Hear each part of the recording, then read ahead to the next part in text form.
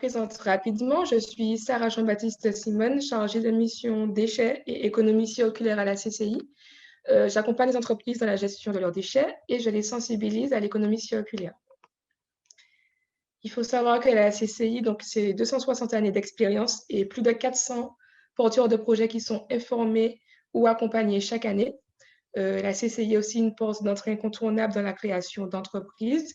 Et nous sommes un réseau de conseillers présents sur toute la Martinique. Donc, il y a 2 agences dans le nord, Carbet et Trinité, et une dans le sud au Marin. Nous avons le siège à Fort-de-France et Skillful, qui est un centre de formation. Donc, comme je le disais, la CCI vous accompagne durant tout le cycle de vie de votre entreprise, que ce soit pour créer, reprendre, faire des demandes de financement, vous former, vous informer, etc. Nous sommes là pour vous aider. Donc, si vous avez des questions ou des interrogations ou besoin d'accompagnement, n'hésitez pas, à faire appel à nous. Donc, du coup, à la CCI, il y a le pôle environnement, transition énergétique et développement durable, composé de 2 conseillères spécialisées. Donc, il y a ma responsable Isabelle Lise, qui est spécialisée en eau, énergie, risque, biodiversité et développement durable. Et il y a moi-même sur les thématiques déchets et économie circulaire. Nous vous accompagnons de 2 façons, donc de façon individuelle comme collective. Par exemple, pour le côté individuel, nous pouvons répondre à vos questions de premier niveau. Si vous avez des questions sur le développement durable, vous pouvez nous contacter. Il y a aussi des prestations, donc TPE, PME gagnantes sur tous les coups, par laquelle en fait on vous accompagne dans la gestion de 4 flux, les flux énergie, eau, déchets et matières premières. Et nous vous aidons justement à faire des gains sur ces types de flux-là. Et nous avons aussi la prestation Mes déchets clés en main, qui là est vraiment un focus sur la gestion des déchets. Donc, on fait un diagnostic en entreprise. Nous vous proposons aussi des plans d'action sur mesure par rapport à votre activité. Et il y a un suivi personnalisé au bout de 3 et 6 mois. Donc voilà, donc ça c'est la prestation Mes déchets clés en main. Et enfin, je vous ai dit tout à l'heure là qu'on vous accompagnait de façon individuelle mais collective. Donc sur le côté collectif, on a le Viens vous va bien comme aujourd'hui, qui a lieu tous les 3e jeudis du mois et dans lesquels on traite les thématiques eau, déchets, énergie, biodiversité, RSE, développement durable et risque aussi. Voilà. Donc ça, c'était une petite présentation d'entrée. Je vais laisser la parole à Mathieu Brosil, qui est l'expert qui va vous parler de la gestion des biodéchets aujourd'hui. Bonjour à tous. Alors, je vais vous envoyer tout de suite la présentation en partageant ça. J'espère que tout le monde m'entend bien. Ouais, on t'entend. C'est bon? Ok. Il faut juste que j'arrive à partager, c'est toujours pareil. Répétition, ça marche bien. Alors, je trouve plus le bouton. Pourquoi ça ne veut pas partager? Tu veux que je mette? Partager. Voilà, écran partagé. Impeccable. Normalement, ça devrait arriver sur vos écrans. C'est bon, on voit. C'est bon? Ouais. Ok, parfait. Donc, je vais me présenter succinctement. Mathieu Brosi, je suis consultant et on a effectué une formation il y a de ça quelques mois avec la CCIM sur cette thématique justement. Et donc, du coup, pour mettre à disposition cette formation à un maximum de personnes, la CCIM a décidé de le mettre en webinaire. Donc, c'est pour ça qu'on est là aujourd'hui pour vous parler de la gestion des biodéchets en entreprise, pour avoir plus de personnes qui soient sensibilisées malgré les contraintes que l'on peut avoir au niveau sanitaire. Donc, pour vous faire un rapide tour, donc on est aussi accompagné par l'ADEME et la CTM sur ce webinaire-là. Et sinon, de mon côté, je suis consultant, je travaille sur le compost depuis 2015, donc ça fait 6 ans maintenant. Je travaille avec les particuliers, les professionnels, les collectivités. Je suis aussi maître composteur à mes heures et je suis centre de formation et formateur en prévention et gestion de proximité des biodéchets. Voilà un petit peu, on a fait un petit peu le tour, comme ça vous avez le cadre de cette formation que l'on a faite. Et donc, on va attaquer directement sur la thématique d'aujourd'hui, qui est la gestion des biodéchets en entreprise. L'objectif que nous avions au niveau de la formation, c'était qu'est-ce qu'il en est au niveau de la gestion des biodéchets actuellement, quelle est la réglementation qu'on va devoir appliquer, donc qui est à venir, et quelles sont les solutions pourrons-nous mettre en œuvre juste derrière, histoire de se préparer en avance ou de se préparer tout court pour ceux qui sont un petit peu, on va dire, en retard par rapport à ça. Donc tout d'abord, on va donner une définition sur qu'est-ce que c'est qu'un biodéchet, hein, pour que tout le monde soit sur la même longueur d'onde par rapport à l'intitulé et ce dont on parle. Je vous ai rappelé l'article L541.1.1 du Code de l'environnement qui donne la définition de qu'est-ce qu'un biodéchet. Donc, un biodéchet, c'est un déchet qui est non dangereux, qui est biodégradable. Ça, c'est la première définition. Donc, ça va concerner tout ce qu'on appelle les déchets verts communément, hein, qui sont issus des ménages, des professionnels, que ce soit d'entretien de parc ou de jardin. Et la deuxième catégorie que ça regroupe, c'est ce que l'on appelle les SPAN de type C3, dont les déchets de cuisine et de table, ce que j'ai appelé les DCT. Je vais revenir dessus, vous inquiétez pas, sur ce que c'est qu'un SPAN C3. Et donc, dans cette catégorie-là, il y a les déchets alimentaires ou de cuisine qui concernent les ménages, les bureaux, les restaurants, les commerces de gros, les cantines, les traiteurs.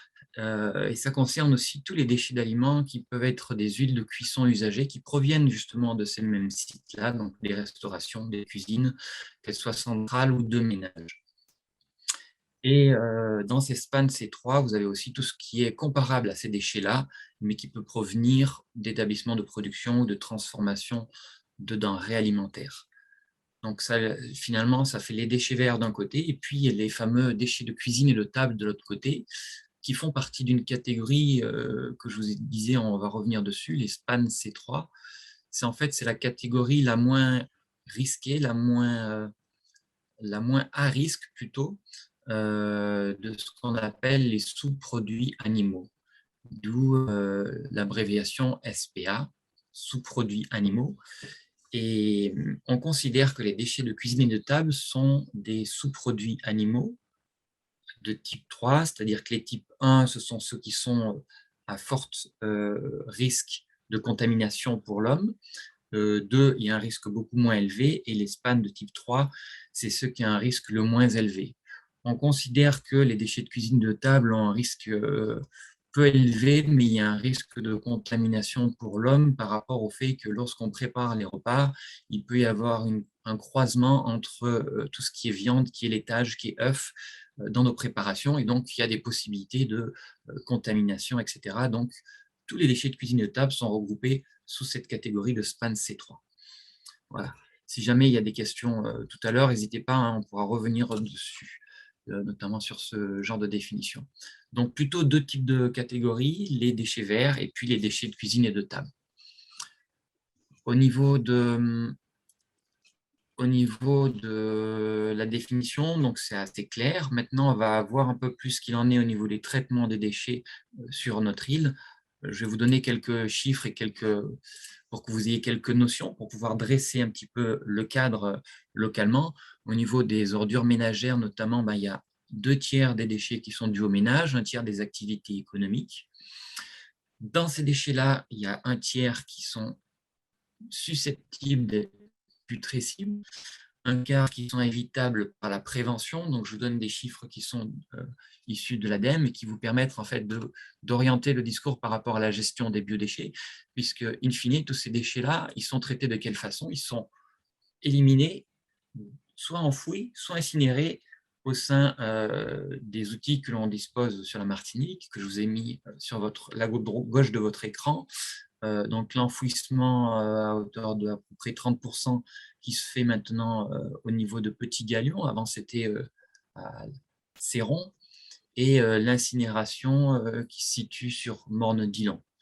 Donc, il y a la majorité de nos déchets qui sont finalement éliminés sur ces deux outils dont on dispose, et une partie beaucoup moindre, qui est valorisée soit sous forme de matière, donc on réutilise la matière, ça peut être des morceaux de verre par exemple que l'on réutilise soit dans le béton, dans les routes, etc.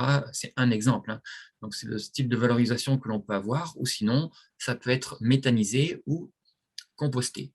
Ce qui nous intéresse plus particulièrement aujourd'hui, puisque nous, on parle de biodéchets, donc je l'ai entouré en marron ce qui nous concerne. Donc, ce qui nous concerne, c'est vraiment la partie putrescible et la partie méthanisation, compostage que l'on peut réaliser sur l'île.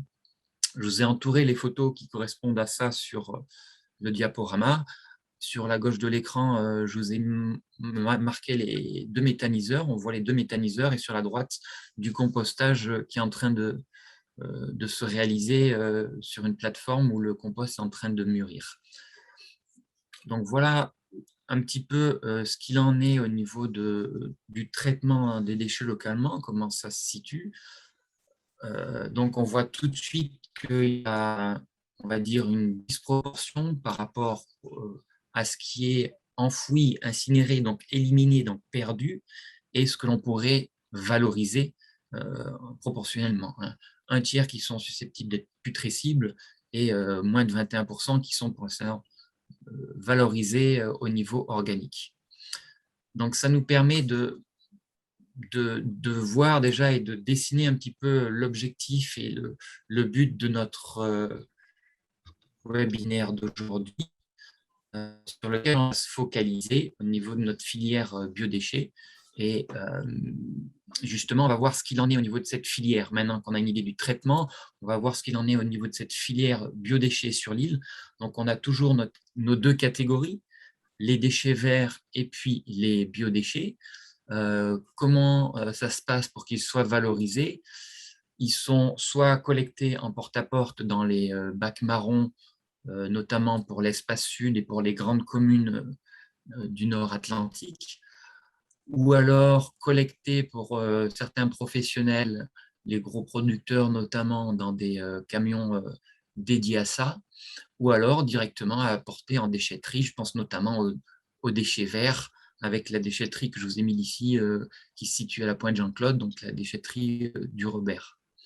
Tous ces déchets-là, une fois qu'ils sont collectés, donc soit en porte-à-porte, en apport volontaire au niveau des déchetteries, sont véhiculés jusqu'au CVO, le centre de valorisation organique qui se situe à Pointe-Jean-Claude, donc juste en dessous de cette déchetterie que vous voyez en photo. Il y a donc le centre de valorisation organique qui va collecter tous ces biodéchets. Alors le CVO, comment il fonctionne? Il est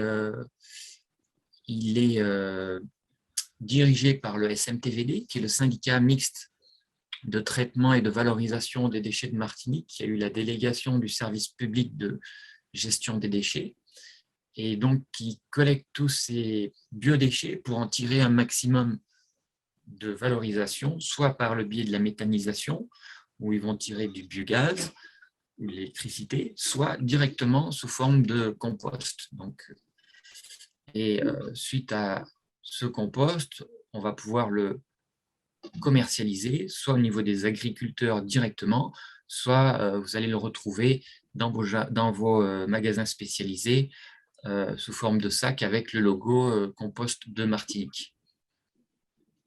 Donc, cette filière, elle est bien organisée, elle existe. Il y a 2 autres plateformes de compostage qui existent sur l'île, mais qui ne traitent pas de biodéchets, qui traitent plutôt des déchets verts et d'autres types de déchets organiques. On en parlera tout à l'heure. C'est pour ça qu'on se concentre sur cette plateforme qui est de valorisation organique. Là-dessus vient s'ajouter tous les outils qui ont été mis à disposition par les collectivités.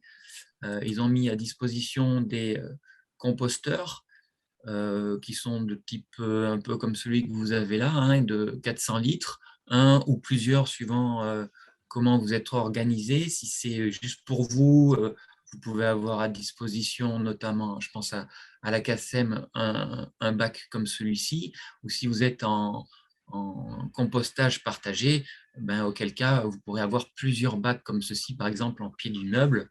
Vous aurez 2 ou 3 bacs suivant comment ça a été dimensionné. Donc, par exemple, sur Cap Nord aussi. Donc, il y a une partie qui est donc détournée directement sur la source de production des biodéchets pour produire aussi du compost. Elle est pour l'instant, on va dire, minime, mais elle est aussi fonctionnelle. Et donc, on a ces deux moyens de détournement pour éviter que nos déchets soient enfouis et donc incinérés, pour finalement optimiser notre filière biodéchets, réduire nos volumes, assainir les produits que l'on a, puisqu'on est bien d'accord que les biodéchets, ils ne sont pas forcément sains, ils peuvent être susceptibles d'être, on va dire, de pourrir, donc ça les assainit, le process du compostage ou de la méthanisation vont les assainir, et on va valoriser cela soit en compost, comme on l'a dit tout à l'heure, en biogaz, en électricité plus particulièrement. Alors, pour renforcer cette filière-là, compte tenu de ce que l'on obtient au niveau local, au niveau des chiffres que l'on a vus, il y a un cadrage politique qui vient renforcer cette filière. Et ce cadrage, il a été positionné tout d'abord par la CTM lorsqu'on a fait l'extrait du PPDMD en 2019. Je vous ai mis quelques lignes qui nous concernent plus particulièrement là. Réduire la production individuelle des ordures ménagères et assimilées de 10% à échelle 2025 par rapport à 2010, atteindre 25% de déchets non dangereux, les DND, et de déchets non inertes, en but de les valoriser à échelle 2025, et forcément trier à la source les biodéchets ménagers et professionnels. Donc voilà le cadrage qui a été donné par la CTM. Il a été tout de suite suivi par un engagement fort des collectivités dans ce sens, dans la promotion de la PG-Prox, la prévention et gestion de proximité des biodéchets, qui est au cœur même de leur plan de prévention à différents niveaux. Au niveau de la CACEM, ils ont renforcé plutôt la gestion domestique des biodéchets des ménages, développé le compostage collectif, partagé et en milieu scolaire. L'espace sud, plutôt une collecte de biodéchets en porte-à-porte avec les fameux bacs marrons. Cap Nord sur le compostage partagé, le recrutement de volontaires au compostage partagé, avec un renforcement de la communication et de l'animation au niveau de cette promotion de la prévention à la gestion de proximité. Donc voilà le cadrage politique, on va dire, local Martinique.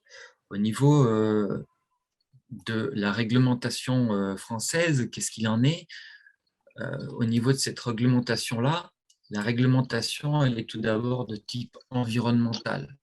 On va dire tout d'abord préserver notre environnement, et puis après, on va définir le déchet, et puis enfin, on va voir comment on élimine ce déchet. Donc, on va avoir une troisième réglementation qui va rentrer en jeu. La première réglementation, comme je l'ai dit, c'est une réglementation qui est de type environnemental, où les objectifs qui ont été mentionnés, notamment dans l'article que l'on a vu là, c'est d'abord de mobiliser les biodéchets pour pouvoir garantir un respect des règles de généralisation de tri à la source, de collecte séparée, et donc pouvoir contrôler que le tri est bien effectué pour, in fine, pouvoir valoriser de façon sûre les biodéchets et renforcer cela par un encadrement au niveau des usages du sol. Et c'est là où va venir se greffer la réglementation sur les matières fertilisantes. On a bien donc 3 réglementations environnementales au niveau des sous-produits animaux pour la définition des biodéchets, et puis la réglementation sur les matières fertilisantes. Ce sont 3 réglementations qui s'imbriquent, qui, on va dire, qui se superposent et qui s'empilent au fur et à mesure du temps pour donner des précisions aux objectifs qui sont fixés. Et je vous ai un petit peu schématisé ça par une fresque chronologique que vous allez voir apparaître là. Voilà, ça met un peu de temps. où je vous ai répertorié les différentes lois qui sont arrivées dans le temps et qui viennent s'imbriquer les unes dans les autres dans l'objectif de la généralisation du tri à la source des biodéchets que vous voyez sur la droite de votre écran. Donc, sur le bas de l'échelle, je vous ai mis les directives européennes qui vont donner un cadre, on va dire, un peu généraliste. Et puis, sur le dessus, les lois françaises qui viennent définir ça ou préciser pour notre spécificité française. Donc, la première directive qui a été donnée, elle était au niveau de l'Europe en 2008. Ça a été des notions de prévention, de réduction, de gestion des déchets, de définition des biodéchets. Et ça a été suivi 10 ans plus tard par une directive en 2018 qui venait donner des précisions par rapport à cela et un objectif à 2025 de généralisation du tri à la source des biodéchets. La loi française, donc on va s'intéresser un peu plus aux 3 lois que je vous ai entourées là. Le Grenelle de l'environnement, la loi de transition énergétique et de croissance verte et la loi AGEC anti-gaspillage et économie circulaire. Ces 3 lois-là sont venues renforcer et préciser ces notions-là pour, au fil du temps, nous amener à mettre en place cette généralisation du tri à la source. Donc, je vais aller succinctement sur chacune d'entre elles. Au niveau du Grenelle, c'était une responsabilisation du producteur par rapport au tri à la source et par rapport à la valorisation organique. C'était une obligation réglementaire, comme quoi tous les producteurs de biodéchets sont donc responsables de leurs déchets jusqu'à la valorisation, donc jusqu'à l'élimination. Au niveau de la loi de transition énergétique croissance verte, on était sur une généralisation de ces mesures-là à l'ensemble des producteurs de biodéchets avant 2025. Donc, c'était assez vague. C'est avant 2025, tout le monde doit avoir mis en place le tri à la source des biodéchets. Et en 2020, donc récemment, la loi AGEC a modifié cette réglementation pour nous conformer, donc au niveau français, pour qu'on soit conforme à la réglementation européenne, pour que les producteurs de plus de 5 tonnes de biodéchets par an généralisent le tri à la source des biodéchets dès le 1er janvier 2023, qu'au 31 décembre 2023, tous les producteurs ou détenteurs de biodéchets aient eu un moyen de trier à la source des biodéchets à disposition pour pouvoir le mettre en place. Donc on voit bien que cette imbrication, cette mise en place successive de lois nous a amené à cette généralisation de tri à la source des biodéchets à échelle non plus 2025, puisque la réglementation européenne disait oui, il faut le mettre en place avant 2025, et la loi AGEC nous a précisé non, il faudra le mettre en place au 1er janvier 2024. Elle nous a aidé à préciser cela, parce que les lois évoluent au fur et à mesure du temps. Alors pour vous simplifier un petit peu la tâche au niveau de l'enchaînement et des différentes étapes de la mise en place du tri à la source des biodéchets, je vous ai regroupé tout ça dans un tableau récapitulatif où vous voyez les échéances qui ont été mises en cours au fur et à mesure que les lois sont arrivées, avec les seuils de production de biodéchets en rapport. Donc actuellement, on est en 2021, donc notre échéance, la dernière échéance qui était tombée, c'était au 1er janvier 2016. Il fallait avoir mis le tri à la source des biodéchets pour tous les producteurs de biodéchets de plus de 10 tonnes par an.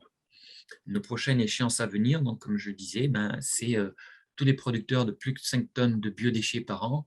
Avant le 1er janvier 2023, ils doivent avoir mis en place le tri à la source des biodéchets et tout le monde devra l'avoir mis en place à la fin de l'année 2023. Donc là, on s'est intéressé uniquement au tri à la source des biodéchets par rapport à notre thématique, mais on est bien d'accord qu'il y a plein d'autres thématiques qui suivent derrière tels que la valorisation, qui était aussi une obligation, hein, donc, et d'autres mesures qui peuvent s'imbriquer et appuyer ce tri à la source des biodéchets pour tous à échelle 2024. Voilà au niveau des échéances. Maintenant, on va dire c'est toujours un peu lourd lorsqu'on parle de réglementation, ça nous donne des contraintes, mais il faut le voir aussi comme un guide dans la mesure où la réglementation, notamment la réglementation sur l'environnement, nous a donné des conseils sur comment trier les biodéchets. Toujours dans le même article, hein, le 541.1 du Code de l'environnement, il nous donnait les grandes lignes en disant, bon, ben, comment vous allez devoir les traiter, ces biodéchets? Ben, tout d'abord, il va falloir prévenir pour ne pas avoir autant de déchets. Donc, c'est le fameux adage, le meilleur déchet, celui qu'on ne produit pas. Et comment vous allez mettre en place derrière? Ben, c'est assez simple, vous allez faire de la sensibilisation et de la formation. Donc, à chaque fois, il nous donnait, on va dire, la recette et puis les solutions derrière. De la même façon, le deuxième point qui nous disait sur traiter les biodéchets, ben, appliquer la règle des 3 R, réduire, réutiliser, recycler. Comment le mettre en place? La question qu'on peut se poser tout de suite, ben, c'est par le tri à la source et la chasse au gaspillage alimentaire. Ok, donc on avance on va dire dans notre tri, on commence à avancer, mais maintenant, comment on va valoriser? Ben, sous forme de méthanisation et de compostage, ce sont les valorisations possibles pour la partie toujours qui nous concerne, les biodéchets. Comment ça va être mis en place? Soit in situ, donc un compostage directement sur les sites de production des biodéchets, soit on va le collecter et externaliser ou collecter et le faire sur notre site, externaliser, pardon, cette valorisation qui va être sous forme de méthanisation ou de compostage. Et malheureusement, le dernier tri de biodéchets, c'est l'élimination par enfouissement ou incinération.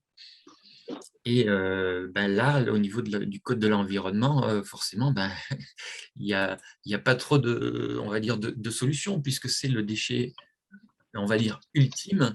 Et la loi AGEC nous disait, attention, il y a une interdiction progressive à venir d'enfouissement et d'incinération, sans nous donner plus de précision que ça. Donc, il nous contraint, nous disant, renforcez vos positions dans le but de faire du tri à la source pour limiter vos éliminations de biodéchets. Je tenais à vous faire une petite précision sur le tri des biodéchets, notamment par rapport aux déchets verts. Je voulais vous faire un rappel, comme quoi le brûlage à l'air libre des biodéchets, il est interdit, hein, et il a été renforcé récemment. Donc, ils ont renforcé leur contravention et vous faire surtout, non pas des interdits, mais vous donner des notions. C'est-à-dire, par exemple, lorsqu'on a 50 kg de biodéchets, qu'on brûle de déchets verts, ça équivaut à 20 allers-retours vers la déchetterie si elle fait une vingtaine de kilomètres. Donc, ça fait quand même beaucoup. Et de notre côté, ben, ça pourrait être 16 kg de compost que l'on aurait pu obtenir, ou alors 6 mètres carrés de jardin qu'on aurait amendé en compost, pour vous donner un petit peu des échelles. Voilà un peu ce que vous faites lorsque vous brûlez des biodéchets, hein. Soit vous allez polluer si vous l'amenez en déchetterie ou que vous le brûlez, soit ben, vous faites du compost et auquel cas ben, vous allez amender votre sol et donc valoriser cela sur votre jardin ou le donner à quelqu'un qui va le valoriser indirectement. Donc au niveau des biodéchets, il y a toujours ces deux catégories, hein, les déchets verts et puis les déchets de cuisine et de table. Les déchets verts sont plus facilement, on va dire, lorsqu'on a de l'espace, hein, c'est sûr, facilement valorisable à proximité. Alors maintenant qu'on a vu un petit peu ce qu'il en est, comment on va s'attaquer à ce traitement des biodéchets au niveau des entreprises, comment on va le mettre en forme, cette sensibilisation et ces formations, comment on peut le mettre en place au sein des entreprises? Ben, ça peut être de plein de façons, hein. La sensibilisation, elle peut se faire de façon informelle, lors d'une discussion, lors de papiers internes, de newsletters, de visioconférences comme on le fait ici, par le biais d'animations ou de projets d'entreprise que l'on peut monter autour ou avec en filigrane cette notion-là. On peut aller beaucoup plus en avant dans cette sensibilisation en faisant des formations qui soient qualifiantes, certifiantes, avec les thématiques du gaspillage alimentaire, le fameux GA que je vous ai mis entre parenthèses, ou alors de la prévention et gestion de proximité des biodéchets. Il en existe forcément d'autres, mais ça peut être aussi des façons d'impliquer et de prendre en compte cela au sein de vos entreprises, mais aussi toutes les mesures qu'on peut mettre a posteriori et qui vont rendre les acteurs proactifs dans ce changement, par exemple en faisant des optimisations de nos flux au sein des entreprises. Donc on va orienter notre sensibilisation, nos propos, nos formations dans ce sens pour toujours aller plus en avant dans ce tri et cette réduction des biodéchets. Lorsqu'on regarde ce qu'il en est actuellement, lorsqu'on trie et on réduit les biodéchets, normalement, le tri 5 flux, il est obligatoire depuis 2016. On le voit apparaître lorsqu'on regarde les bornes d'apport volontaire. Hein, on voit bien plusieurs flux qui sont mis à disposition. Les bennes où il y a le fer, le verre, le papier, le carton, etc. Les fameuses bennes que je vous ai mises ici. Ça peut très bien être aussi chez vous, les petits bioseaux que je vous ai mis là en encart qu'on voit qui sont verts et tout petits à côté des grosses poubelles. Ça peut très bien être les déchets verts si vous avez un jardin et que vous voulez les utiliser chez vous en paillage. Et forcément, les ordures ménagères dans le sac noir là qui est toujours qui nous gêne, qui nous raye un petit peu les yeux. Donc là, on a bien nos différents flux. Donc ça, c'est quelque chose à mettre en place actuellement, hein, le fameux 7 à 8 flux, puisque le tri 5 flux doit déjà être mis en place actuellement. Je vous ai mis attention au mélange, plus particulièrement pour une simple et bonne raison. Lorsqu'on fait des mélanges, notamment, je pensais au niveau organique ou même au niveau de vos tris, eh ben, si le mélange n'arrive pas à être, on va dire, séparé à nouveau ou retrié, ben, du coup, ça va partir en enfouissement ou en incinération. Donc, c'est vraiment on va dire un mal nécessaire de bien faire attention au mélange pour séparer les différentes matières. On va voir ça aussi tout à l'heure. C'est aussi valable au niveau des différentes catégories de biodéchets que vous pouvez avoir. Donc, voilà pour le tri, le fameux tri 5 flux. Maintenant, comment on peut réduire ces biodéchets-là? Cette réduction, elle peut se faire de plusieurs manières. Je vous ai donné des exemples ici. Ça peut être par le biais d'un broyeur, des sécheurs, des déshydratateurs, des compacteurs. Je vous ai mis des points de suspension. De la même façon pour les fameux les pré-composteurs, les pré-fermenteurs, les pré-méthaniseurs avec des gros guillemets, avant valorisation finale. Et les tout en un, toujours pareil avec les fameuses points de suspension. Pourquoi les points de suspension? Parce qu'en fait, à chaque cas de figure, il va falloir adapter la production, adapter le matériel, adapter peut-être même vos circuits de distribution, de conservation ou de stockage de donc vos flux. Et je pense notamment à la collecte in fine. Par exemple, si vous avez des biodéchets, typiquement chez nous, si on laisse des biodéchets plus de 3 jours dans une poubelle, ben, c'est plein d'asticots. Et donc, ben, on a changé de catégorie. On n'est plus dans des biodéchets, on passe sur des déchets qui sont déjà bien avancés et bien pourris. Donc, là-dessus, voici quelques possibilités de solutions pour réduire vos biodéchets. Je tiens à vous signaler aussi, pour ceux qui sont déjà engagés dans ce tri, de bien renseigner vos fameux DAC, hein, vos documents d'accompagnement commerciaux, qui vont accompagner vos biodéchets pour justifier que vous avez bien cédé ces déchets à quelqu'un qui va les valoriser de façon réglementaire, qui va répondre à la réglementation. Donc, pour non pas vous décharger, mais pour prouver que vous avez des déchets qui sont éliminés, valorisés en bonne et due forme, cela notamment par votre registre de déchets aussi lorsque vous le remplissez, et bien vérifier au niveau de l'exutoire si ça correspond au mieux à vos différents flux. Je pense notamment aux déchets verts par rapport aux biodéchets. Est-ce que le compostage, c'est ce qui correspond le mieux? Est-ce que le compostage collecté et donné à un prestataire, ça lui correspond mieux, ou est-ce que ce serait pas mieux de le composter localement? Voilà, donc consolider l'exutoire, c'est un peu ce que j'entends par consolider l'exutoire, faire de façon à ce que ce soit au plus juste et au plus économique. Je parle autant financier que écologique, hein, pour tous.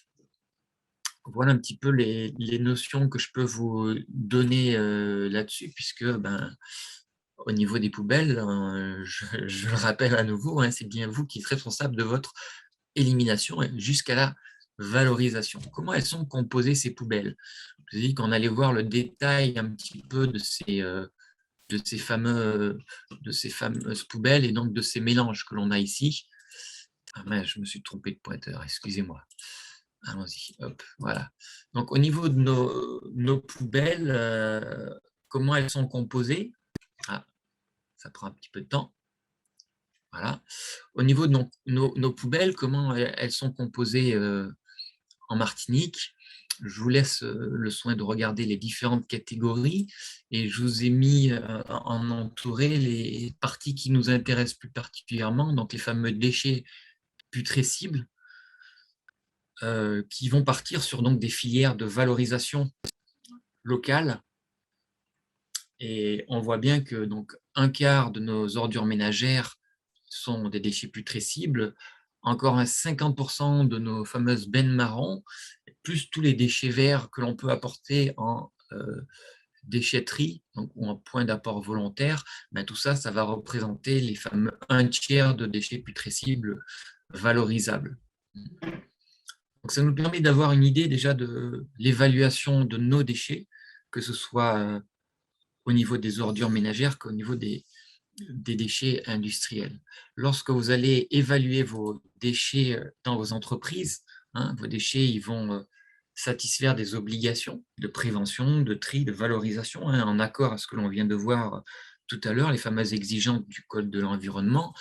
Comment vous allez les évaluer? Vous allez tout d'abord effectuer un audit. Et lorsque vous allez effectuer l'audit de vos ressources, que vous allez estimer vos volumes, pour voir quel process de valorisation vous allez vous orienter, vous allez vous apercevoir que vous allez avoir quelque chose du style un petit peu de l'organigramme que je vous ai mis en bas, qui est un récapitulatif de ce qu'il existe sur les déchets putrescibles au niveau de l'ADEME, ce qu'ils ont caractérisé. Il y avait donc 46%, presque la moitié, qui sont des déchets alimentaires, un 15% de déchets de jardin et un 35% de gaspillage alimentaire partitionné entre les produits alimentaires non consommés et les produits alimentaires non consommés mais sous emballage.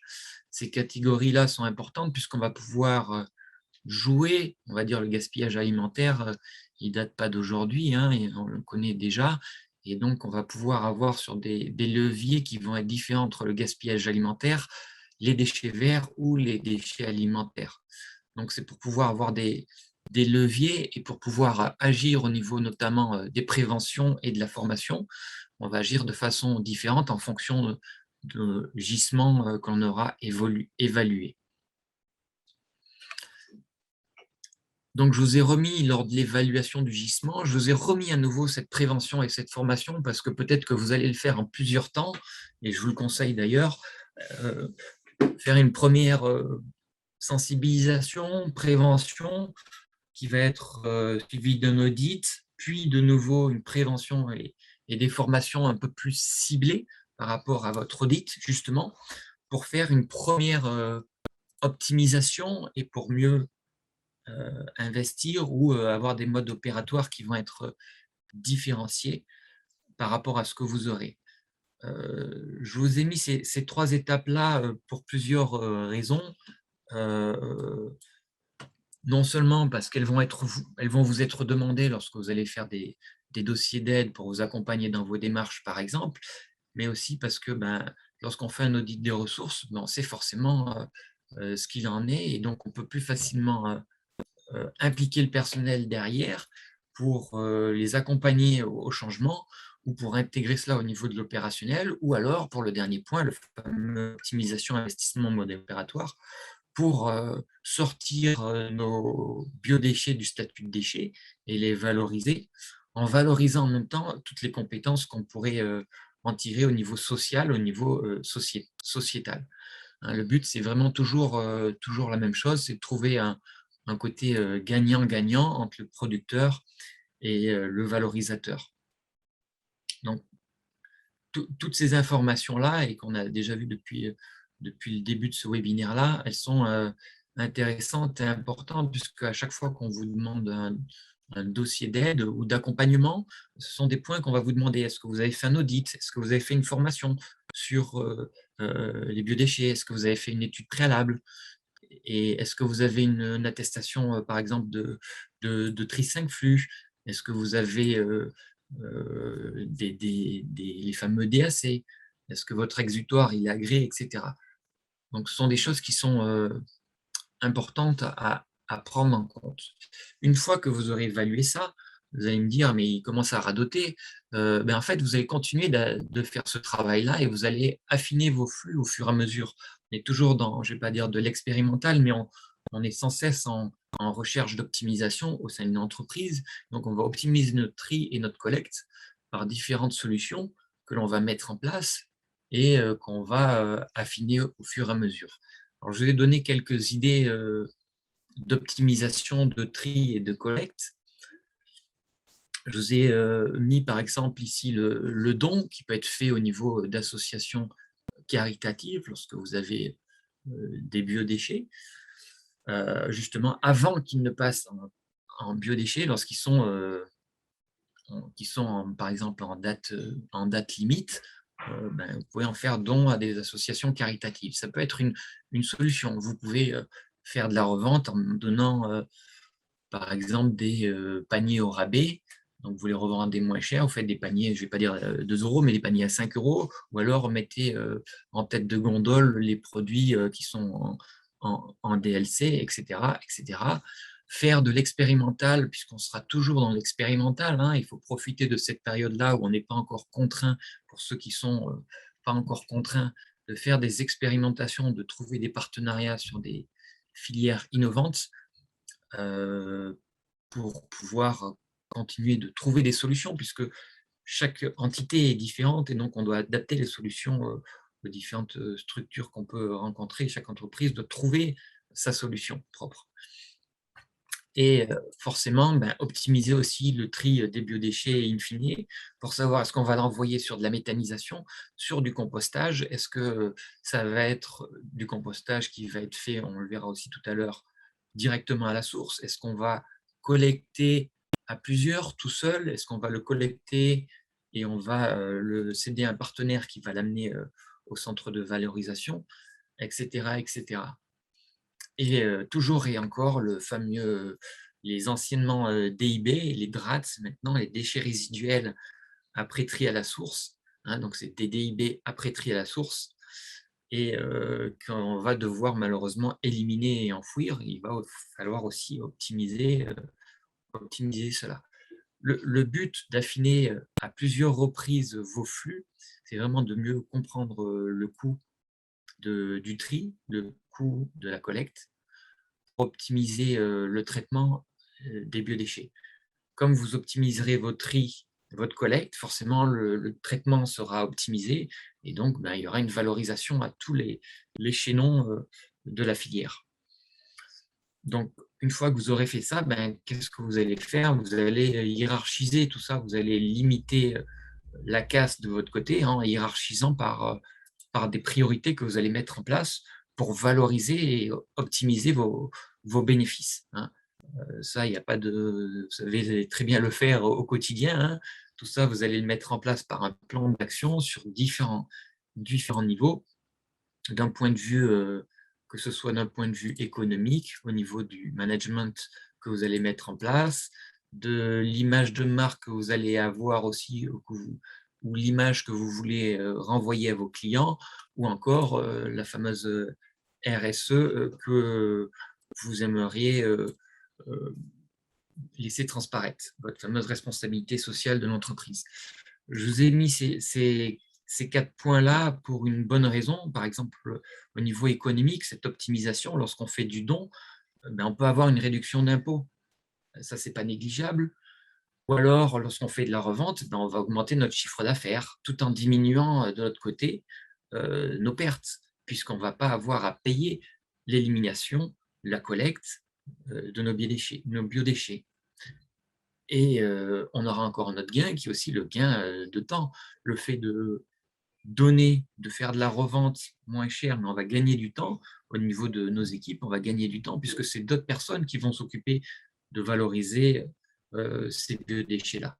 Donc, on peut très bien le déléguer à des associations. De la même façon, au niveau management, on va avoir des effets bénéfiques puisque ça va être des projets auxquels les gens vont se raccrocher, qui vont être plutôt mobilisateurs, qui vont être fédérateurs, qui vont valoriser, puisqu'on va voir tout de suite la casse, elle va être identifiée et elle sera diminuée. Donc, on va identifier les démarques qui seront susceptibles d'être mis à la casse. Pareil pour l'image de marque, on va être valorisé, comme on le disait tout à l'heure, on aura une reconnaissance de nos clients et RSE, ça va, on va dire, ça s'enchaînera tout de suite puisqu'on va avoir un listing efficace de qu'est-ce qu'on émet comme gaz à effet de serre, par exemple. Un exemple. Et donc, pour nos reporting, ce sera plus facile à mettre en place. Donc, une fois qu'on aura hiérarchisé nos priorités sur ces points-là, notamment, et ce plan d'action, là, il faudra, on va dire, y aller. Il faudra y aller. Là-dessus, donc, on aura trié, on aura constitué nos poubelles, qu'on aura bien évaluées, on aura affiné nos flux en termes de quantité, de fréquence de collecte, etc. On aura hiérarchisé nos priorités par rapport à nos pertes ou à nos bénéfices que l'on pourra avoir. Et tout ça, c'est pour une seule et même finalité, c'est la valorisation. Je vais m'attarder sur ce point-là, sur la valorisation spécifique et le compostage, puisque même la méthanisation, au niveau de la valorisation organique, se termine dans le compostage. Donc, je vais m'attarder un petit peu sur cette valorisation qui est le compostage, sans oublier bien sûr les autres possibilités qu'on peut avoir, telles que le paillage, par exemple, lorsqu'on a des déchets verts, on va le broyer nos déchets verts et on va faire du paillage dans nos jardins, nos jardinières, et donc on aura recyclé, valorisé nos déchets verts. De la même façon, on a des biodéchets qui ont commencé à fermenter et donc qui ont changé, ils ne sont plus de type déchets de cuisinier de table, donc ils sont passés en span de type C2. Et donc, du coup, on est obligé de les envoyer en méthanisation. Et du coup, on n'est plus sur du compostage. Donc, c'est on va dire une valorisation différente. Donc, la méthanisation, une fois que la méthanisation a été réalisée, on a obtenu du biogaz d'un côté, mais il faut bien savoir qu'à la sortie, on aura une sorte, on va dire, de galette organique qu'on va récupérer et qu'on va incorporer à notre compostage. Donc, c'est pour ça que je m'intéresse un petit peu à cette valorisation qui est le compostage. Alors, comment on peut le faire, ce fameux compostage? On peut le faire de plusieurs façons, soit directement à la source, on en a parlé tout à l'heure, c'est ce qu'on appelle le compostage de proximité. On peut le faire chez soi déjà de façon domestique, mais on peut très bien le faire de façon partagée ou en établissement, dans la mesure où on reste en dessous de 1 tonne de biodéchets par semaine en production, hein. Donc ça, c'est le compostage de proximité, hein. Et donc, c'est un compostage qui est limité en termes de volume, mais qui est aussi contraint par rapport on va dire, au fonctionnement. Il faut qu'il y ait un référent qui soit formé à la prévention, à la gestion de proximité, pour que justement il puisse contrôler ces paramètres de compostage, pour que justement on ait un compost qui soit non nuisible et non contaminant in fine. Au-delà donc de 1 tonne, ben, on va basculer sur un compostage de type industriel. Je vous ai mis ici des images de compostage individuel avec un lombricomposteur, le fameux composteur de 400 litres qui est plutôt individuel aussi. Et puis, de façon industrielle, le broyage ici au niveau du centre de valorisation organique à la Pointe Jean-Claude au Robert. Donc, un broyage des déchets verts avant incorporation dans le compostage. Et au niveau du compostage industriel, il faut savoir qu'on va avoir les mêmes contraintes. On va avoir une contrainte d'agrément sanitaire au niveau de l'entreprise qui va réaliser du compostage industriel. Et puis, on va avoir des contraintes au niveau du produit que l'on va réaliser, puisqu'on sort bien notre biodéchet, on va le sortir du statut de déchet pour le mettre au statut de produit. Et donc, il faut qu'il y ait une norme qui soit respectée. Donc, on a toujours ces 2 volets-là. Oui, on sort le biodéchet du statut de déchet, mais en contrepartie, on doit avoir quelqu'un de formé ou répondre à des normes.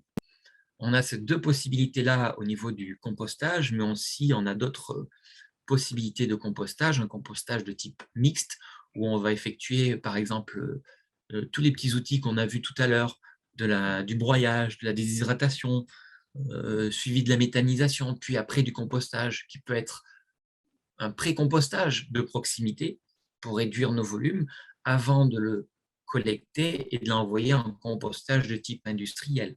Je vous laisse la porte ouverte à toutes les possibilités.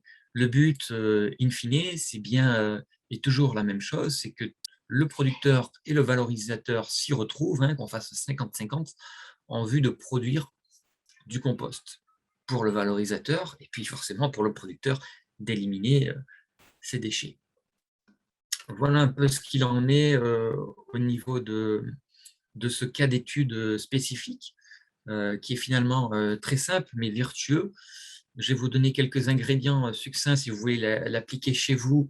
Je parle personnellement ou au sein de vos entreprises, hein. Il y a vos biodéchets d'un côté, le structurant, de l'eau, de l'air, vous mélangez les 4 et vous mélangez de façon forcément régulière et vous obtenez du compost. C'est une façon simpliste de vous aider à le visualiser, mais il ne faut pas perdre de vue que la finalité, elle est bien là, hein.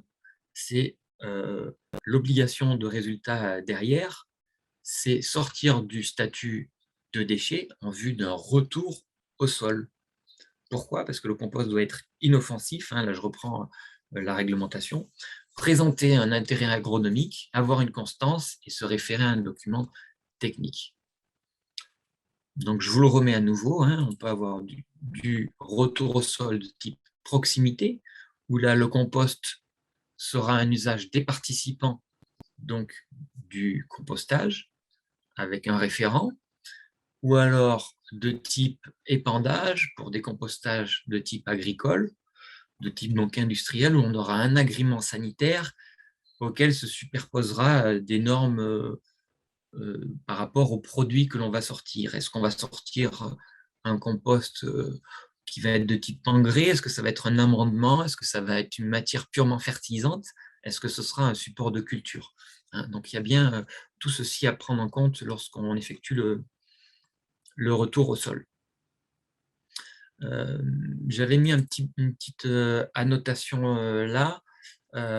Attention au niveau du compostage, lorsque vous le faites en proximité ou de type industriel, de ne pas mettre ce compost-là sur les cultures fourragères. Toujours pareil, hein, le principe de précaution, éviter une contamination croisée. Si éventuellement le compostage est mal fait, que ruminants, par exemple, ne l'ingèrent pas pour être contaminés. Donc, c'est un peu pour ça que je vous ai mis ça. Voilà un peu ce que je voulais vous présenter aujourd'hui au niveau de la gestion des biodéchets. Je ne vais pas vous laisser, on va dire, comme ça, sans vous donner quelques petites informations un peu plus croustillantes pour ceux qui n'avaient pas suivi les webinaires précédents au niveau de la CCIM. Je vous ai relaté quelques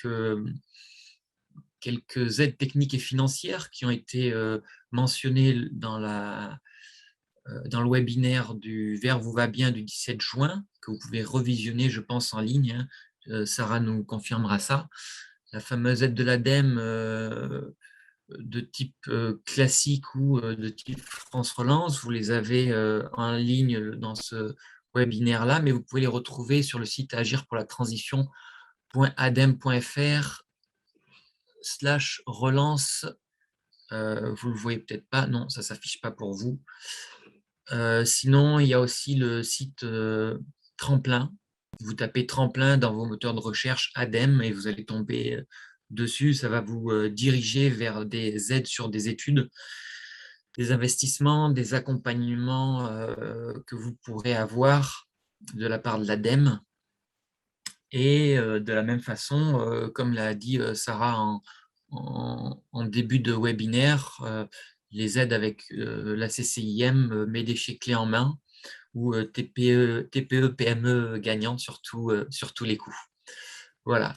Avant de vous laisser de répondre à vos questions, je vais juste terminer par une petite conclusion pour vous donner on va dire, des perspectives positives. Il faut bien voir que c'est un secteur économique d'avenir fort en développement qui va vous permettre d'avoir une gestion de valorisation locale. C'est bien ce qu'il faut cibler, tout en ayant une réflexion globale et intégrée de vos ressources. Tout ça pour que justement on reste dans une économie de type circulaire, qu'on ait bien de la biomasse qui satisfasse nos besoins alimentaires et nos biodéchets qui puissent être valorisés à tous les points de vue qu'on a déjà vus, agronomiquement, industriellement, énergétiquement. Voilà. Voilà, je vous remercie de votre attention et je reste à disposition pour répondre à vos questions ou vous accompagner forcément dans vos projets auprès de la CCIM aussi. Ok, Je vais rendre la merci parole. Mathieu. Merci beaucoup pour ton intervention très précise et complète. J'ai reçu ces 6 questions. Je te les pose là à l'oral. Oui. Donc, on a la première question, c'est pour les petits producteurs de biodéchets dans le centre et qui ne peuvent pas avoir de composteur, comment donner les biodéchets et sous quelle forme? Brut ou bien pré-composté avec un appareil? Enfin, comment le Comment faire? donner, c'est bien ça, c'était comment donner les biodéchets. C'est ça. Alors, s'ils ne sont pas encore au statut de biodéchets, il n'y aura pas de difficulté puisqu'on peut passer par un partenariat auprès d'associations en vue d'avoir une réduction d'impôts notamment. Si par contre ils sont déjà au statut de biodéchets, on peut très bien en faire don. En fait, ce n'est pas un don, c'est une participation à un compostage partagé qui peut être auprès d'un quartier ou alors auprès d'un partenariat qu'on peut avoir avec quelqu'un qui sera formé au compostage. Ça peut être soit des plateformes de compostage, comme on l'a vu le CVO tout à l'heure, ou alors d'autres personnes qui sont formées à ça. Donc, ça peut être des maîtres composteurs qui ont des plateformes de compostage ou des sites de compostage. Donc, ça, ce sont des possibilités de dons. Et quand on donne des biodéchets, il faut plutôt dire qu'on participe. Ça passe mieux, on va dire, c'est plutôt une participation à la valorisation du site de compostage. Super. J'espère avoir répondu à la question. Je vais voir si elle a répondu. Le temps qu'elle réponde, Madame Lisette, je passe à l'autre question. Oui. Alors, on te demande, est-ce qu'on peut sortir des biodéchets de cette filière-là? C'est-à-dire, est-ce que c'est possible pour un particulier ou une entreprise de récupérer les biodéchets avant que ça n'atterrisse dans une poubelle marron? est-ce qu'on peut sortir les biodéchets de la poubelle marron? Si on est un particulier, par exemple, imaginons un cas de figure, je suis mon propre employeur, hein, j'ai ma petite entreprise de, on va dire, de restauration rapide, j'ai des biodéchets, je peux très bien les amener chez moi, faire mon compostage chez moi, dans la mesure où je ne dépasse pas les fameuses 1 tonne de biodéchets. Ça, il n'y a aucun Mais souci avec ça. est-ce que tu penses que, enfin, je crois que la question, je crois que c'est Lisiane qui a posé la question. En fait, je crois que sa question, c'est est-ce que, par exemple, elle peut demander à des particuliers leurs biodéchets? Est-ce qu'elle peut les collecter auprès de d'autres entreprises ou auprès de particuliers? Alors, si elle les collecte en tant que entreprise, il va lui falloir forcément des autorisations là-dessus, hein, comme tous ceux qui font de la collecte de déchets au même titre. Hein, il faudra donc une autorisation en préfecture là-dessus. Et après, forcément, in fine, on va lui demander donc le fameux document d'accompagnement commercial. Et donc, il faudra qu'elle puisse prouver que la valorisation sera conforme derrière. Donc, il lui faudra prouver qu'elle puisse donner le bon d'accompagnement de commercialisation et prouver l'exutoire derrière la fameuse valorisation. Ok, ok. On a une autre question qui concerne l'accompagnement des agriculteurs et en particulier les éleveurs qui ont un besoin véritable dans ce domaine-là. Quels accompagnements sont à la disposition des éleveurs particulièrement? Et Pour, pour moi, l'éleveur, il n'a pas de biodéchets, donc c'est un petit peu là où je pense qu'ils ont un besoin d'un accompagnement dans le sens où ils vont utiliser les biodéchets. Ça, je pense que c'est plutôt dans ce sens-là qu'est la question, s'ils peuvent préciser. Mais je pense que c'est plutôt ça la question, non? Je pense aussi, j'attends de voir Ouais. Donc, s'il répond. hmm, Monsieur, je ne sais plus c'est qui, Trigo 972. ouais. Ah, par rapport, donc je vais aller dans ce sens, c'est pas grave, je vais aller dans ce sens. Au niveau des éleveurs, donc c'est toujours pareil, il faut qu'il y ait une traçabilité des biodéchets. Donc il faut qu'il y ait une traçabilité entre les biodéchets qui vont être éliminés et qui c'est qui va en prendre la responsabilité de cette élimination-là, sous quelle forme, etc. Alors, si ce sont des biodéchets euh, qui sont de type SPAN C2, et bien forcément, ça ne passera pas. Donc, il faut pouvoir justifier que ce soit les bonnes catégories et je vais être un petit peu évasif là-dessus, puisque il n'y a que certaines catégories qu'on peut donner, par exemple, aux ruminants, que certaines catégories de biodéchets qu'on peut donner aux ruminants, que certaines catégories qu'on peut donner aux cochons, etc. Donc, je ne peux pas être plus précis que ça, puisque la réglementation est très précise là-dessus. Ok. Je Je sais ne pas. sais pas Ah, si j'ai répondu à la question. il a répondu, enfin, il a posé une autre question. Ah oui, il est également éleveur de volailles. Bon, attends, le temps que je comprenne sa question, je passe à une autre question. D'accord, oui, on reviendra On a, dessus. voilà, on a la question, avez-vous évalué le potentiel méthanisable sur la Martinique et l'intérêt économique de la valorisation énergétique du biogaz? Est-ce qu'on a évalué le potentiel Alors, par rapport à l'intérêt? Oui. personnellement, non, je ne l'ai pas évalué, mais ça a été fait puisqu'il y a des outils de méthanisation sur l'île. Hein, il y en a plusieurs, notamment celui du CVO, où ils tournent avec du biogaz, par exemple, au niveau de leurs engins, etc. Et donc là-dessus, ça a été évalué. Maintenant, à l'échelle de l'île, ça, c'est une bonne question. Ça peut être une possibilité de proposition au niveau justement du SMTVD, oui, tout à fait. Moi, je Très ne me bien. suis pas penché sur la question personnellement. Là, c'est pas, on va dire, À son c'est pas de ma travail. délégation et c'est pas de mes prérogatives. Ouais. Et pour répondre pour ma part, ben, enfin, la personne qui a posé la question, moi non plus, je ne me suis pas penchée sur ça. Donc, c'est peut-être ça rapprocher du CVO. De toute façon, à la fin du webinaire, je vais donner donc le lien du replay, les coordonnées de M. Brosil, les coordonnées de l'ADEME. Je vais rappeler mes coordonnées, mais aussi mettre les coordonnées du CVO, du coup. Tout à fait. Euh, Du SMTVD. du SMTVD. Voilà. Et du coup, on a une autre question. Comment composter en entreprise quand on n'a pas d'espace vert? En effet, c'est toujours contraignant. Alors, ce que je peux proposer comme solution autre, on va dire, puisqu'en fait la question sous-jacente, elle est là, c'est comment je peux faire pour ne pas amener mes déchets verts au CVO, et donc du coup ne pas payer le prix de la valorisation de mes déchets verts, hein, c'est un peu ce que je comprends. La possibilité, c'est de trouver un partenariat, soit avec une entreprise de jardin espace vert qui va broyer et l'utiliser en tant que paillage, soit avec quelqu'un qui soit intéressé par ces déchets-là et qui puisse le valoriser. Dans la mesure où il y a une valorisation des biodéchets, donc là, en l'occurrence, les déchets verts, il n'y a aucun souci. Mais il faut qu'il y ait une trace écrite, donc il faut qu'il y ait un partenariat pour qu'on puisse dire, bon, ben, j'ai, avec un suivi, hein, forcément, pour qu'il y ait une traçabilité des déchets écoulés. Ça, c'est comme tout type de déchets.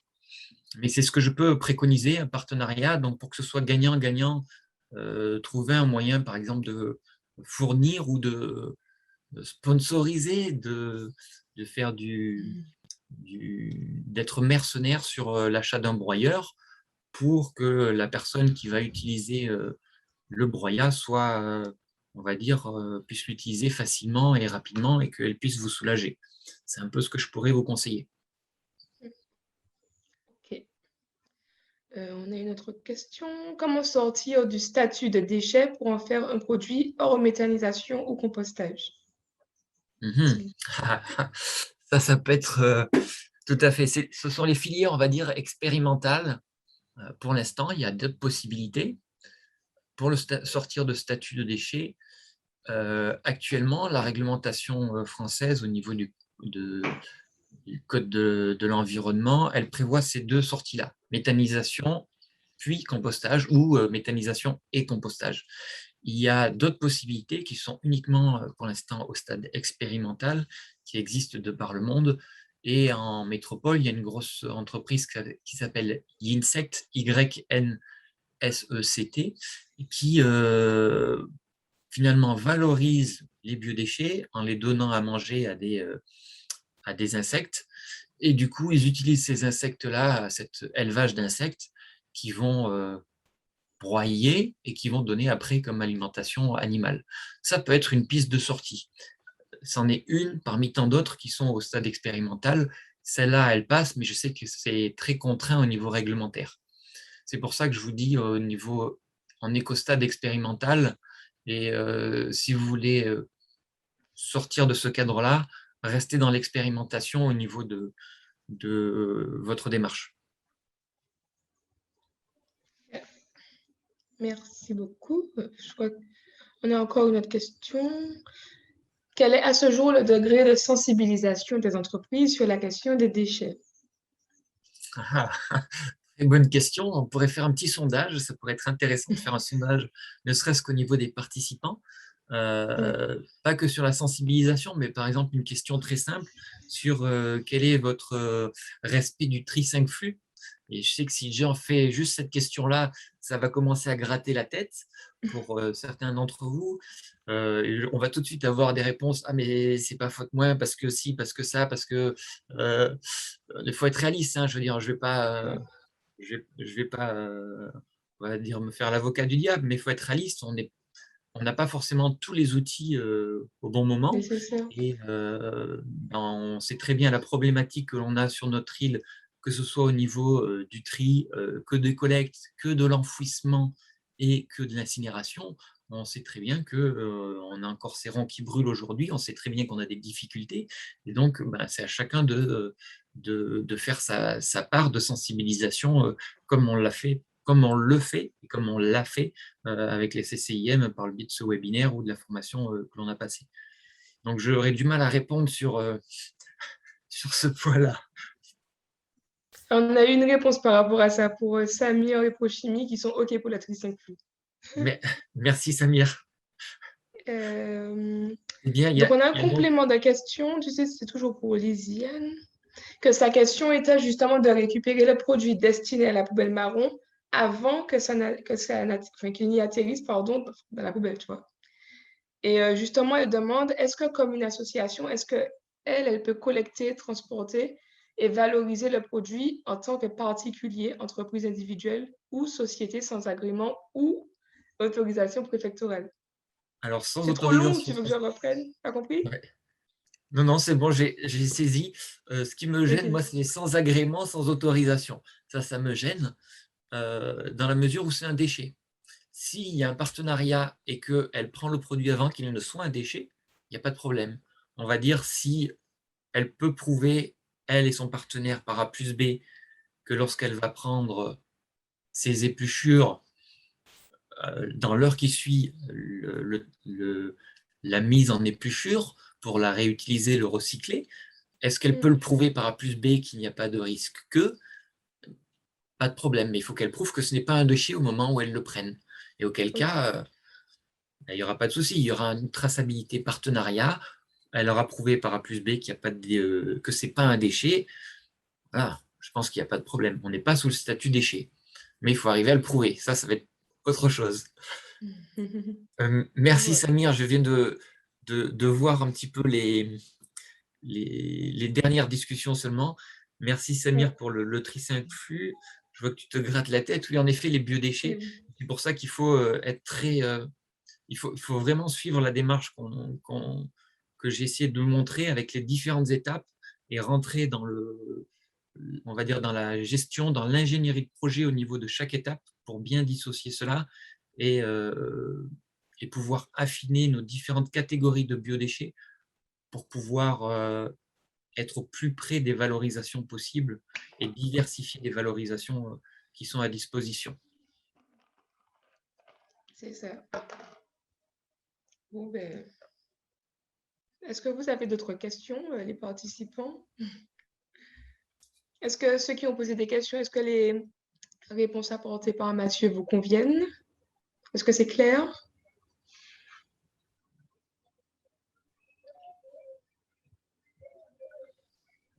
Ok, ok. Ouais, je viens de voir la discussion. Oui, les restes de repas, c'est Sylvie C'est qui dit Sylvie que les restes Lasso. de repas, voilà, qui dit que ces restes de repas sont des repas de salariés.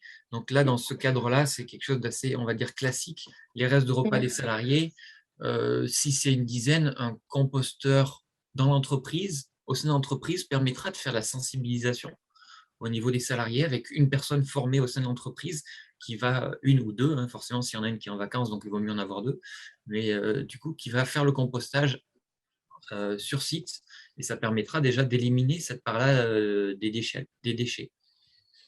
Ça peut être ouais, possible. c'est ça. En plus, étant donné que la réglementation là, va passer enfin, au 1er janvier 2025, toutes les entreprises devront même trier ce type de déchets-là, les Tout restes à des fait. salariés. Et on peut voir ça comme pour l'instant, on n'est que sur des prévisionnels, sur du pronostic. On sait très bien qu'on peut avoir des dérogations. Euh, Ça, c'est fort possible, mais il faut toujours anticiper, on va dire, Anticiper. le pire pour vivre le meilleur. Hein, mais Mm. dans le pire des cas, et c'est ce qui se passe déjà en métropole, c'est on arrive pour éliminer nos déchets et on a une carte et on vient biper notre carte, ça pèse nos déchets notre catégorie de déchets et on paye ou on est crédité en fonction du poids de nos déchets. Et ça, Ouais. faut s'y attendre, que ce soit de ce modèle-là ou que ce soit sur une balance au niveau, on va dire, du camion qui pèse notre poubelle à chaque enlèvement. Ça, c'est fort possible. C'est ça.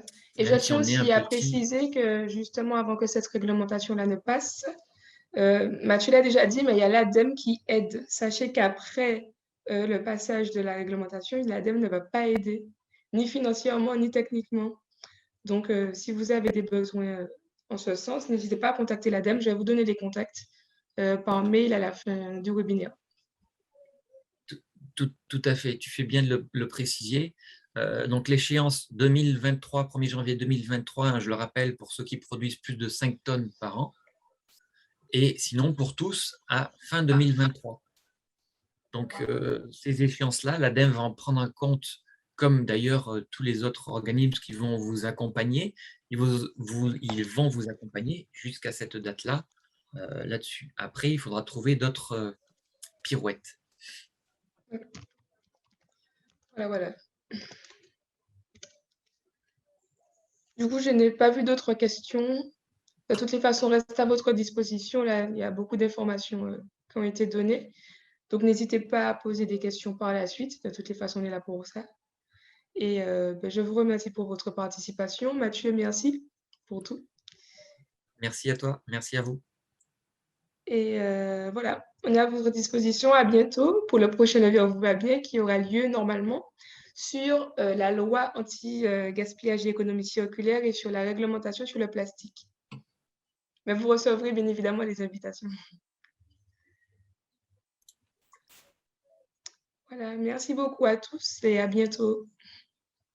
L'esprit gagnant. CCI Martinique.